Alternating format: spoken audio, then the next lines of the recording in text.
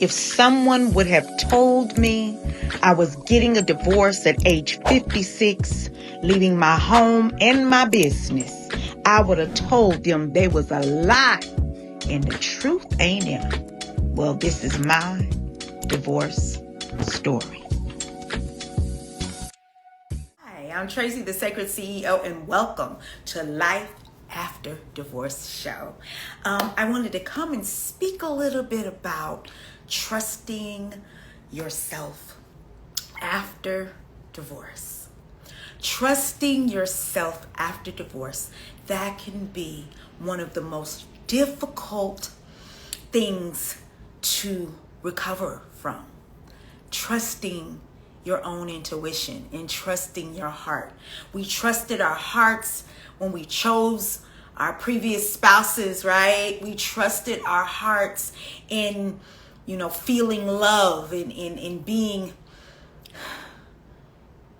feeling comfort, feeling joy, feeling all of those feelings that you feel when you're in love. We trusted that. We trusted the signs. We trusted the symbols, right? We even went in and denied some red flags. We all did. Think about it. Just think about that for one moment. We all went into a relationship and many of us overlooked the red flags. I know I did.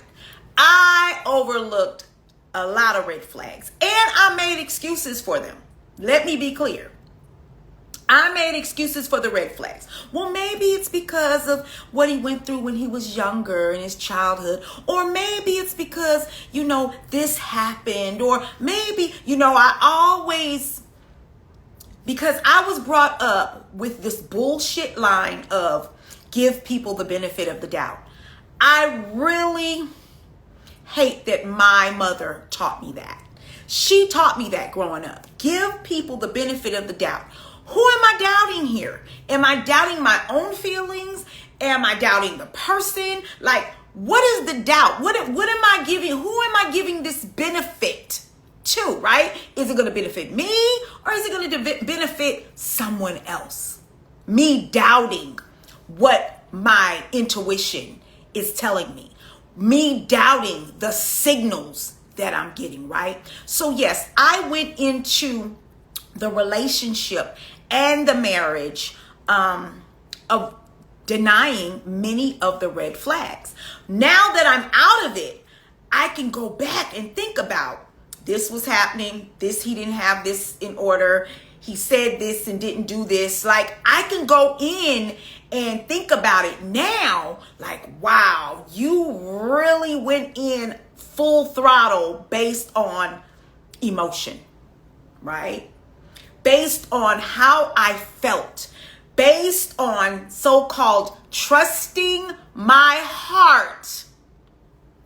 I went in full throttle knowing that certain things did not line up how they needed to line up in order for us to have a successful relationship, let alone a successful marriage. Some people went into their marriages with all the things lining up. Come to find out later in the marriage that it wasn't what they thought it was going to be. First off, I think we go into marriage with a preconceived notion and a preconceived idea of what marriage is based on what we've learned through childhood, what we've learned growing up, what we've learned from other examples in marriages that we've been around, if we've been around healthy, happy, successful marriages, right? I was told that because he was raised in a two-parent home and I was raised in a one-parent home, that basically he had the advantage of knowing what a marriage looked like and what it was supposed to be, right? However, him being raised in his two-parent home throughout most of his whole life journey was a very toxic, dysfunctional, and abusive childhood, right? Here, I had a one-parent home, and true enough, I had toxic dysfunction and an abusive childhood. However, in the last 25 years of my life, I was able to see a model, happy, healthy, loving two-parent relationship because my mother had married an awesome man. And I was able to see the example, not from a friend or see the example through, another family or another. I got to see it through my mom, my mother, my first teacher. I got to see a healthy, wholesome, happy marriage, right? I got to see this Black loving man who I call my pop today love my mother extensively and beyond. Love everything about her unconditionally and honor her. I got to witness that for 25 years, right? So those things that you think matter, such as maybe your partner or your mate being raised in a two-parent household, how wholesome and healthy was that parenting? How wholesome and healthy were the parents in the marriage? How wholesome and healthy was the family? You still have to factor in dysfunction in that family unit. So it's not always based on if you have a two-parent household. Let's be clear. Some mothers have learned how to function in life and how to raise children and be happy and healthy. And still, of course, every family has some dysfunction, but I know a lot of single parent homes where men and women have turned out to be great partners, right? And have a handle on marriage. I believe that my values for marriage and my value for being a wife overrided what I experienced coming from a single parent home. I really do, because I enjoyed being a wife. I enjoyed being a wife. I enjoyed marriage. I wanted to be married and I wanted to be a healthy, happy, wholesome relationship, right? And I trusted myself enough to choose a mate who also had really great family values. That was one of my choosing factors in who I was going to choose. He had to be a man that had high family values. And I did that. And I think I overlooked so many other things because I wasn't just marrying him for me. Let's be clear. And I just wasn't marrying him out of love. Was love the main component on why I chose him? Yes, because as women, that's what we're taught. We're told to choose for love and love's sake only. To ignore a lot of the other red flags. If you have these heart palpitations and if the oxytocin is, firing off and your hormones and you're feeling good and juicy down there and all that, you're just supposed to go in full throttle because what? I love him. Love is not always enough. Because if love was enough, I wouldn't have ever left. Let me be clear, right? So in trusting yourself, you trust that these feelings that you're feeling are true to you, right? And they are. They are in the moment. Those feelings that you're feeling are true to you. However, as women, we have to learn how to divide our emotions from our logic. And we haven't been taught how to do that as women. We haven't been taught how to discern, to use the spirit of discernment when making choices based on our heart. We've been shunned away from that as women. We've been shunned away from using the spirit of discernment and also using logical thinking, but to just always base it on emotion. And then we turn around and get the feedback that women are too emotional, where it was my emotion that chose you. Let me be clear. It was my emotions me riding my emotions that chose you, right? So one of my choosing factors was the fact that he was a high value man. He was high, he had values, his values were high for family. I wasn't just marrying for me, I was also marrying for my children and grandchildren.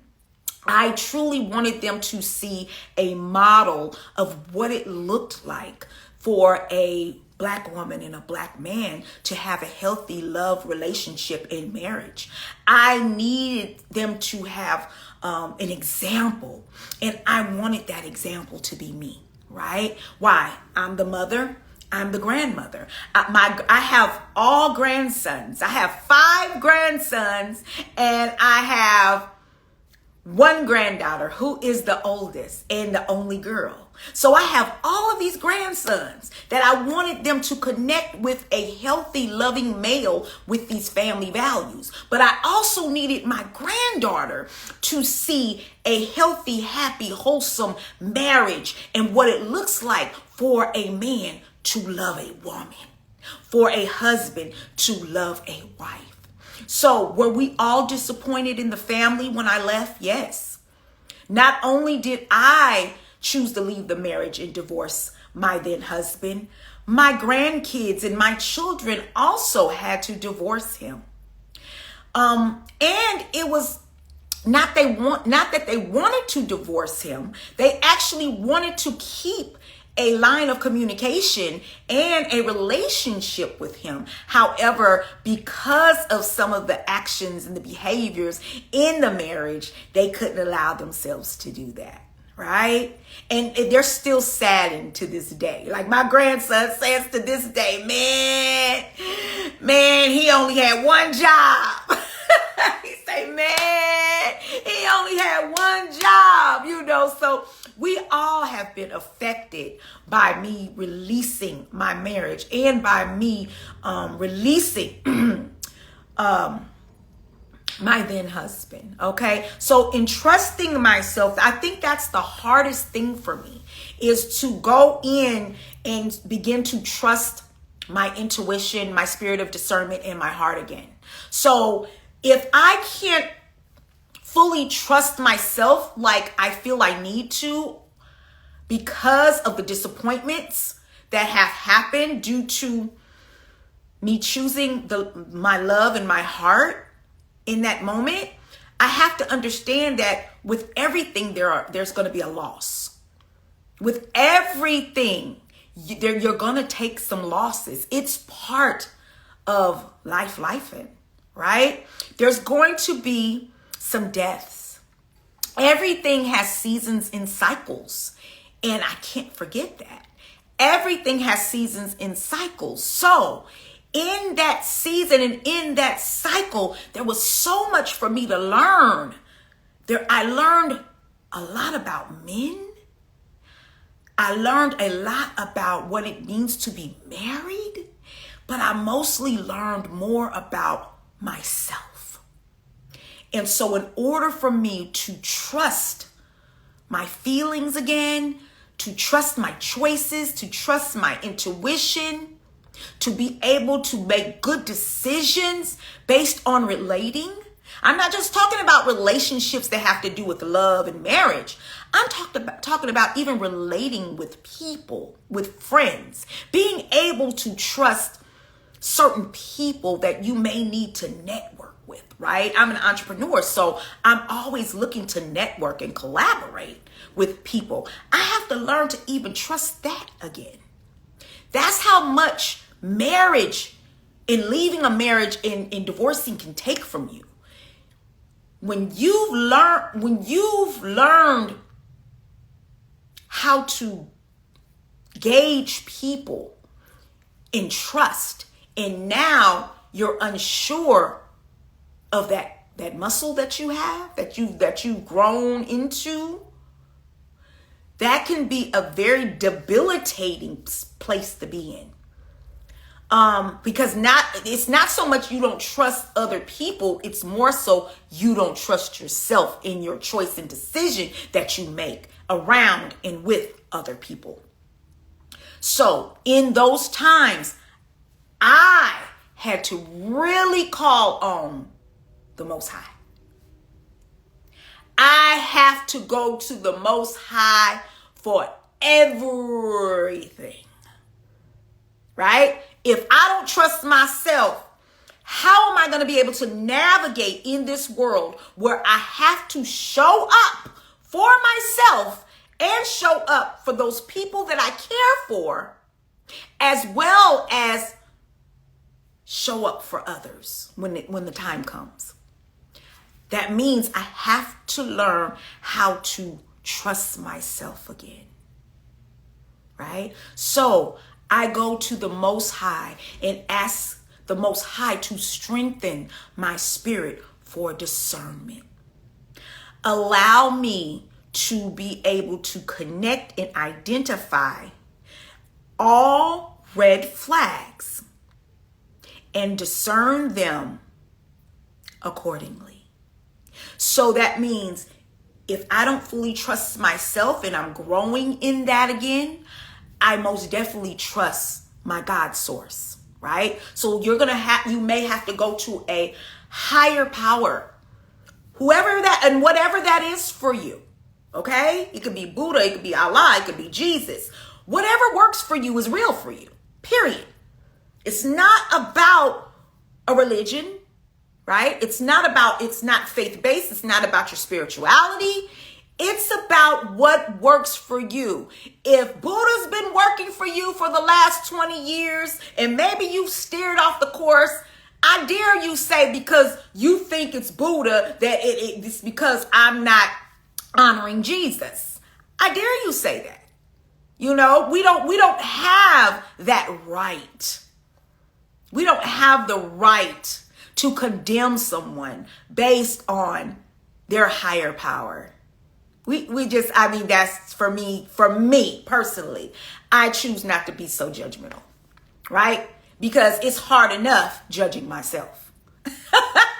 I am my worst and best critic. Believe me when I tell you, right? So trusting yourself, going to your higher power, okay? Also, remaining free of judging yourself. And it's hard coming out of a marriage. It's hard coming out of a marriage and feeling free enough to feel like you're intelligent enough to still do it, right? Just because we've had a relationship that we look at as a failure, I need you to start looking at it as a teaching opportunity, right? So I look at my once marriage as a learning and teaching opportunity. What did it teach me about myself in the choices that I make when I have these feelings of love? What things do I deny when I get this feeling, right? Do I make desperate decisions? Like all of that is a factor. And if I make desperate decisions based on ignoring red flags, where does that come from? So we need to get to the source of where this compromised decision making started so that I can also learn how to trust myself fully again, right? Where did this faulty, desperate decision making start? So when I feel these feelings and when I get all giddy and when I get these heart palpitations and I get all juicy, and all of that, when do I begin to ignore the red flags? And why? Why? That's the real question. Why? Why do I ignore the red flags when I feel that feeling for someone? Right? Is it my abandonment issues? Very well could be. I would say so. Is it my abandonment issues? Is it my need to be recognized and accepted and heard because I came from a manipulative and very gaslighting household? I would say so, right? Because if you're constantly being gaslit, your feelings are constantly being denied, and you feel as though your feelings are not being valued, which means you're not being valued. right? I felt that. I got that as growing up. My feelings were not valued.